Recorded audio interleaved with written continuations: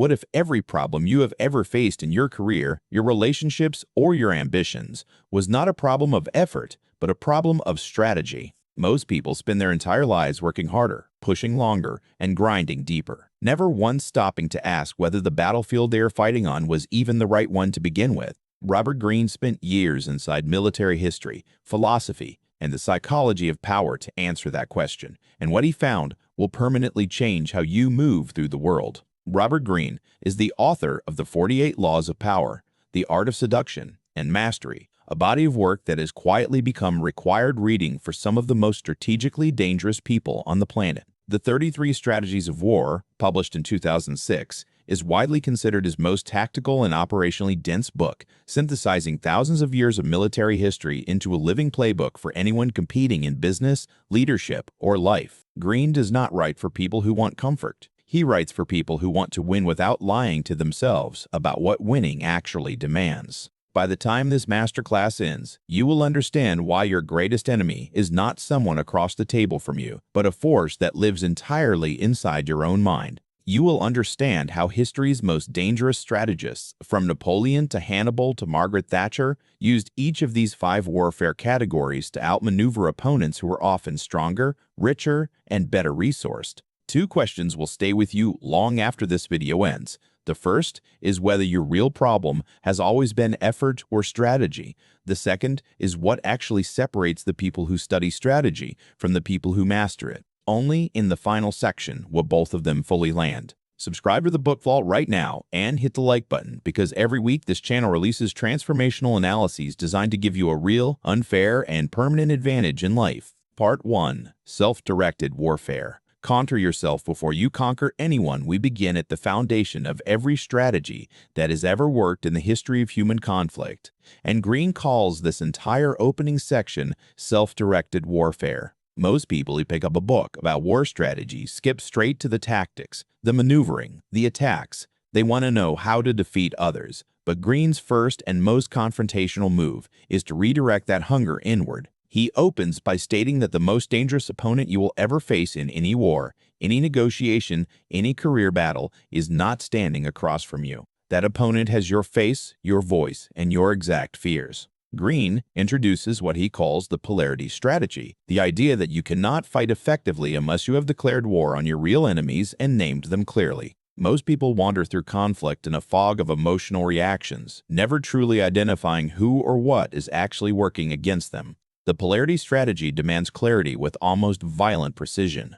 Greene illustrates this through Xenophon, the Athenian general who found himself stranded deep inside Persian territory after the death of the Greek commanders he served, facing an army that wanted to annihilate him. Xenophon did not panic. He named the threat with absolute clarity and built a strategy from that clarity alone. The deeper layer most readers miss is the second strategy in this section, which Greene calls the guerrilla war of the mind. The enemy here is your own mental patterns, the outdated maps you are still using to navigate entirely new terrain. Greene observed that Napoleon's most devastating defeats came not from superior enemy armies, but from Napoleon fighting wars that had already ended. He kept applying strategies that had once made him unstoppable into contexts where those strategies were now liabilities. Think about that. The same patterns that once built your confidence are likely the ones quietly strangling your next chapter, and this is where human nature becomes dangerous. Every person sitting with this video right now has at least one mental habit, one outdated belief, one emotional reaction pattern they still believe is an asset. Deep down, if you are honest with yourself, you already suspect which one it is.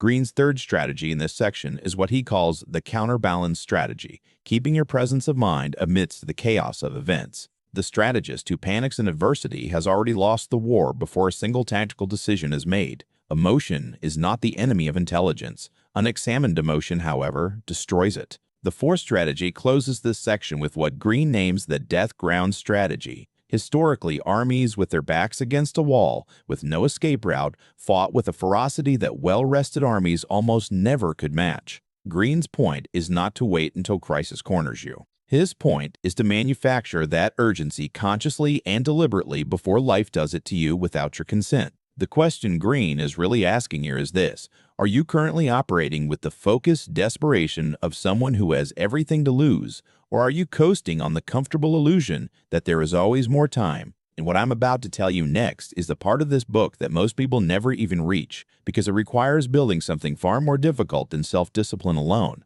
Part 2, Organizational Warfare. Build an army that thinks. We move now into the second part of Greene's framework, a section that will quietly destroy several assumptions you currently hold about leadership, and Greene titles it Organizational Warfare. If self-directed warfare is about mastering your inner battlefield, organizational warfare is about mastering the human terrain that surrounds you, the teams, the groups, the armies of people whose collective behavior will either multiply your power or silently consume it. Most people believe that a strong leader is one who controls information and makes all the decisions. Greene considers this belief one of the most expensive strategic mistakes a person can make. The first threat Greene identifies here is what he calls groupthink, and the book's description of it is almost surgically accurate to what happens inside every large organization in the world. As Greene writes directly in the book, people and groups are political. They say and do things to help their image within the group.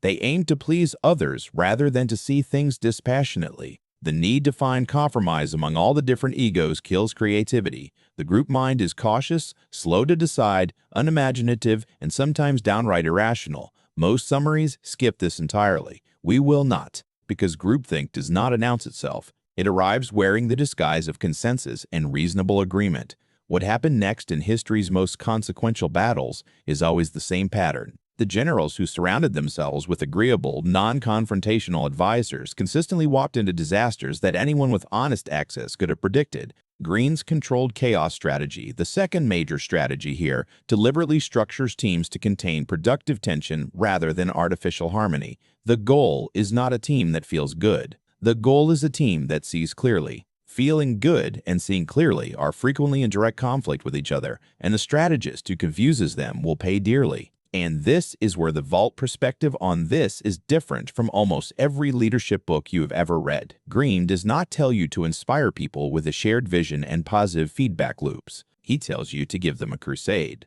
The third strategy in this section, the morale strategy, argues that the most powerful organizational force is not compensation, not culture, and not management technique. It is a cause that people believe matters more than their personal comfort. Every army that has ever marched without questioning its orders was marching for something it perceived as sacred.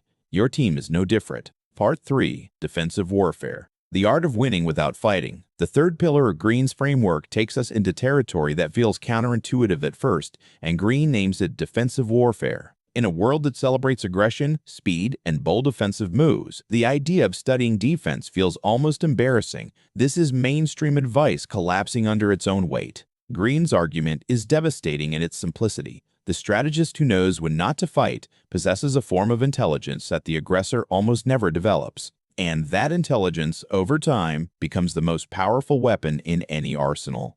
Greene opens with what he calls the perfect economy strategy, which is the strategic discipline of picking your battles with ruthless selectivity. Napoleon's eventual downfall, Greene argues, came partly from his inability to stop winning. He kept fighting wars he did not need to fight because victory had become his identity rather than his tool. The perfect economy strategy demands that you measure every conflict not by whether you can win it, but by whether winning it advances your larger strategic position, and this is where most people destroy themselves. They win arguments that cost them alliances. They win negotiations that poison long-term partnerships. They win battles that lose wars. And what I'm about to tell you is the part of this book that most people never even reach. Greene's counterattack strategy, strategy 9 in the book, reframes the entire concept of retaliation. The instinct when attacked is to respond immediately, visibly, and with force. But Greene shows through the military history of figures like Wellington that the most effective counterattack is almost never the obvious one.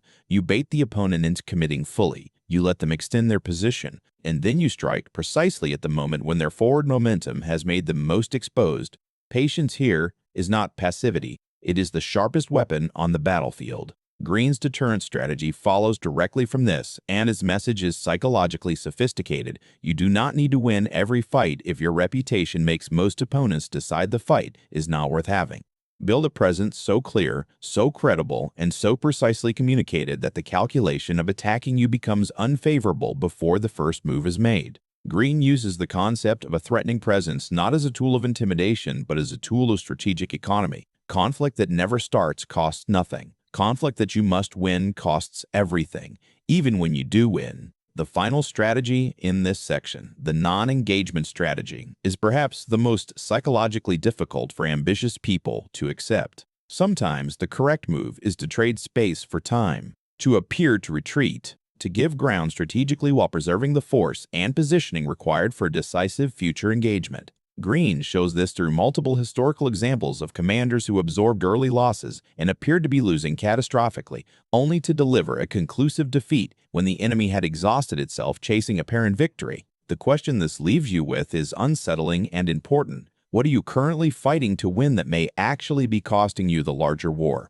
Part 4, Offensive Warfare. The Science of Decisive Attack. We now enter the section of this book that contains the strategies most people come to Greene for, and he calls it offensive warfare. But here's the truth that most readers skip over entirely. If you have not done the inner work of the first 3 sections, everything you are about to hear will backfire. That is not a warning. It is a strategic law. After everything you have heard about mastering yourself, building your army, and choosing your battles, this is where the book shifts its entire energy forward. The inversion arc of Greene's thinking becomes visible here. You were not ready for these strategies at the beginning, but now, armed with the inner discipline, the organizational clarity, and the defensive intelligence from the earlier sections, these offensive weapons become something different than raw aggression. They become precision instruments. Greene's grand strategy concept, which he frames as losing battles but winning the war, is one of the most intellectually demanding ideas in the entire book. It requires a strategist to hold 2 timelines simultaneously,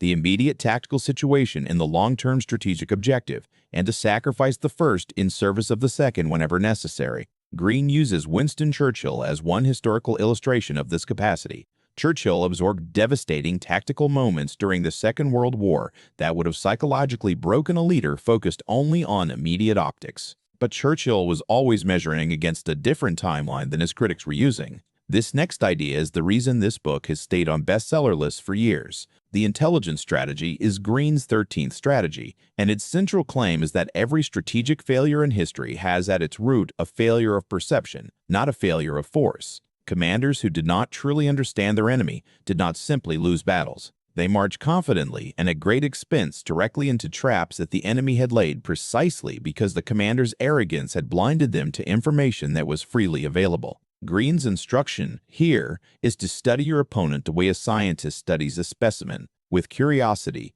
without projection, and without the distortion of wishful thinking. Most people listening right now believe they understand the people they are competing with. But if you have ever been genuinely surprised by how someone responded to your move in a negotiation, a career situation, or a relationship conflict, you have discovered the gap in your intelligence. Greene's speed and surprise strategy, the blitzkrieg principle applied to modern life, argues that in the window before an opponent can organize a coherent response, the decisive action must already be complete. Speed is not about moving fast for its own sake.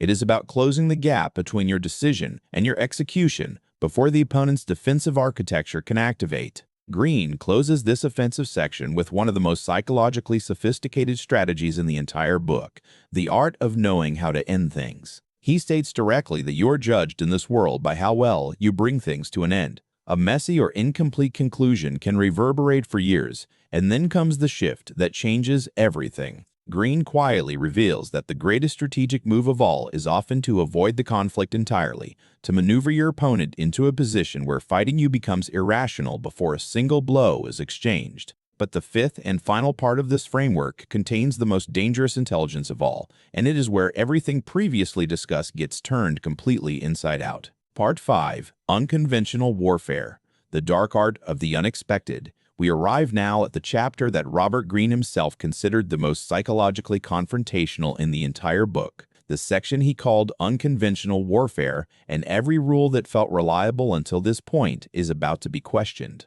Inside the vault, we call this the section that separates students of strategy from actual strategists.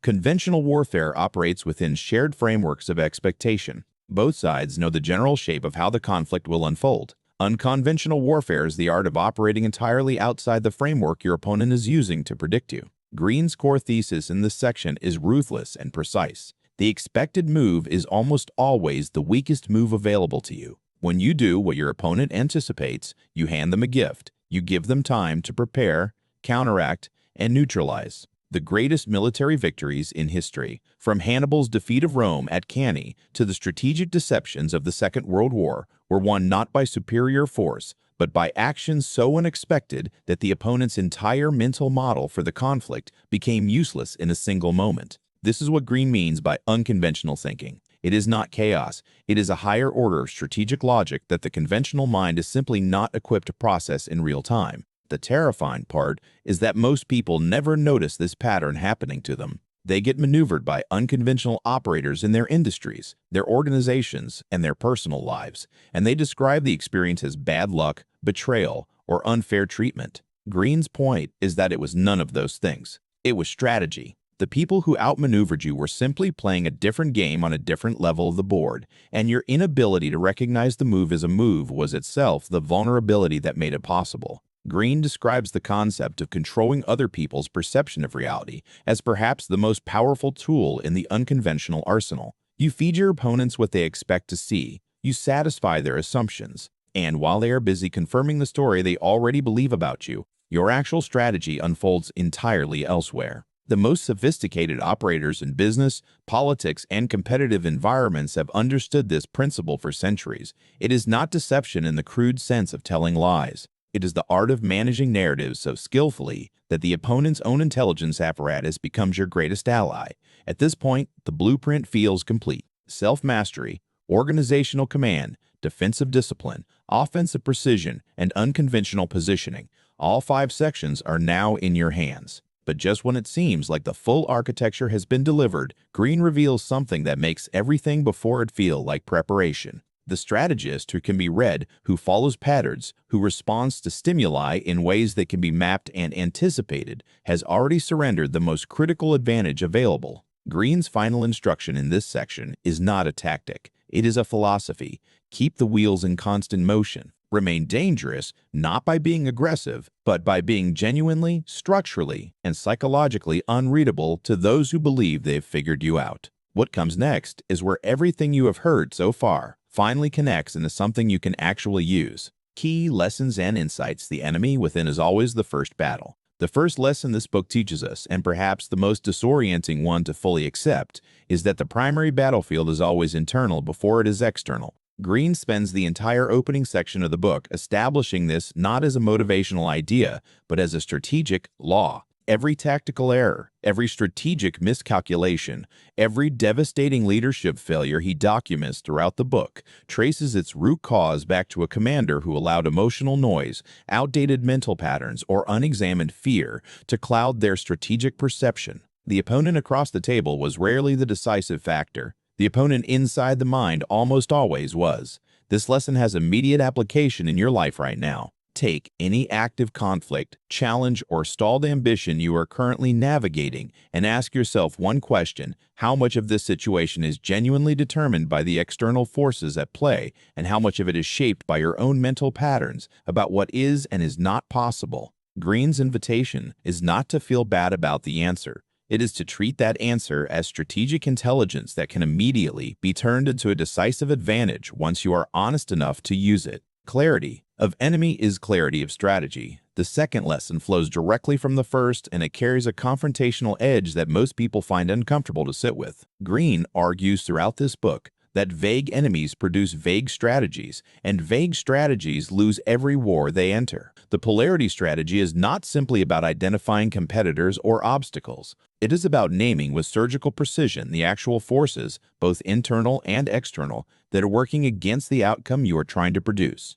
Most people protect themselves from this clarity because naming the real enemy also means accepting the real cost of fighting them. The deeper layer most readers miss is that this clarity of enemy is not aggressive or adversarial in the way the word enemy might suggest. It is diagnostic. A doctor who cannot name the disease cannot prescribe the cure. A strategist who cannot name what is truly opposing their progress cannot allocate their forces correctly. Greene's most practically useful gift in this book is the systematic method he provides for cutting through the fog of daily life and identifying with cold precision exactly what you are actually fighting and why. Once that clarity arrives, everything changes. Greene's strategy trumps tactical brilliance. Every time the third lesson is embedded in Greene's discussion of offensive warfare, and it is the idea that haunts every person who has ever won an argument only to lose the relationship, or won a negotiation only to lose the partnership. Greene calls it grand strategy, the discipline of keeping the long-term objective so clearly defined that no short-term victory, however satisfying, is allowed to compromise it. The strategists throughout history, who failed despite extraordinary tactical skill, almost uniformly suffered from the same flaw. They became intoxicated by the immediate win and forgot what the win was supposed to be building toward. If you leave with nothing else from this video, let it be this: every decision you make in a competitive situation should be tested against one question before execution. Does this advance my grand strategic position, or does it merely satisfy my immediate emotional need to win this particular moment? Greene is uncompromising on this point. The ability to delay this satisfying tactical strike in service of the larger strategic objective is the single distinguishing characteristic that separates genuinely dangerous long-term players from those who burn brightly for a season and then exhaust themselves. The defensive mind sees what the aggressive mind misses. The fourth lesson is the one that most people who are drawn to Greene's work resist most strongly because it asks you to value a quality that modern competitive culture treats as weakness. Greene's entire section on defensive warfare contains a single argument beneath all the strategies: the person who has mastered the art of selective engagement, of strategic patience, of knowing exactly which conflicts to refuse, operates on an entirely different level of strategic intelligence than the person who treats every challenge as a battle that must be won immediately. Aggression costs. Defense, applied with intelligence, compounds. The practical application here is one you can begin today. Map the conflicts currently consuming your time, energy, and attention. Then apply Greene's perfect economy question to each one. Does winning this battle actually advance your larger strategic position, or are you fighting it primarily because your ego or your emotions have framed losing as unacceptable? The answer will be uncomfortable, but the strategists who can look at that discomfort clearly without flinching and reallocate their forces accordingly will discover that an enormous amount of energy is suddenly available for the battles that actually matter. Unpredictability is a strategic asset, not a personality quirk. The fifth and final lesson surfaces from Greene's Unconventional Warfare section, and this is where we return to the first question that has been quietly following you through this entire masterclass. Remember the question we opened with about whether your real problem has been effort or strategy? Here is where it fully lands. Greene's deepest argument in the entire book is that the strategist who has mastered themselves, built an aligned force, chosen battles wisely, attacked with precision, and now operates in ways their opponents cannot easily map, has achieved something that no amount of raw talent or hard work can match alone. They have become structurally difficult to defeat. Unpredictability in Greene's framework is not random behavior or deliberately confusing communication. It is the natural byproduct of a mind that is constantly learning, constantly revising its own patterns, and constantly refusing to be reduced to a formula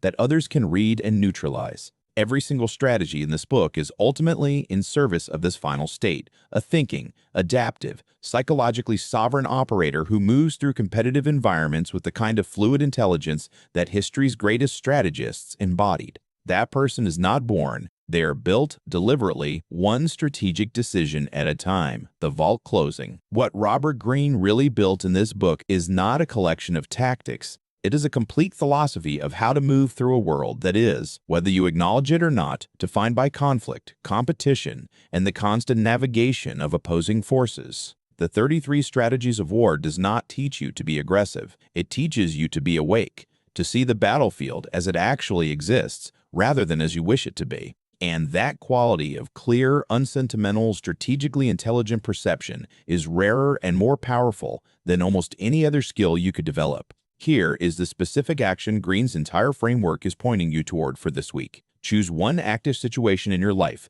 a stalled project, a difficult relationship, a career challenge, and apply the polarity strategy to it. Write down, in plain language, the actual forces working against the outcome you want. Not the surface-level frustrations, the real ones. Then ask yourself which section of Greene's framework applies most directly. Is this primarily a self-directed warfare problem, an organizational problem, a defensive problem, an offensive problem, or an unconventional one? That single act of strategic classification will immediately begin to dissolve the fog. And that brings us to the second question we planted at the beginning of this masterclass, the one about what actually separates the people who study strategy from the people who master it. The answer Greene gives across 500 pages of military history, psychological analysis, and strategic dissection is this: mastery belongs to those who are willing to be honest about the battlefield they are actually standing on. Not the one they wish they were on, not the one that feels safest to admit to, the real one. The book Vault exists for exactly that kind of ambitious, honest, strategically serious person. If that is you, subscribe right now, hit the like button, and drop your single biggest takeaway from this analysis in the comments below. The community reading these words alongside you is building something real, one strategy at a time.